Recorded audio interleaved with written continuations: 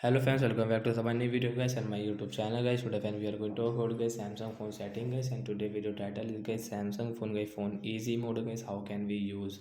Friends, you want to use guys your Samsung phone guys phone easy mode settings. So how can we use it? So friends, I will show you. I will tell you guys. So before starting video, friends, first of all go and subscribe the channel guys. Click the bell icon and like the video.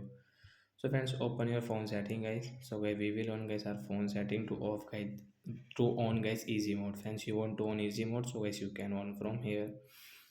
After on phone setting guys, click on guys your phone display setting guys. We will on phone display setting, then guys scroll again.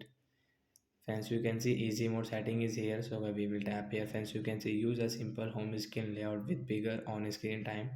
So friends, you want to on guys your easy mode guys, you want to use, so guys you can on from here, then easy mode will on.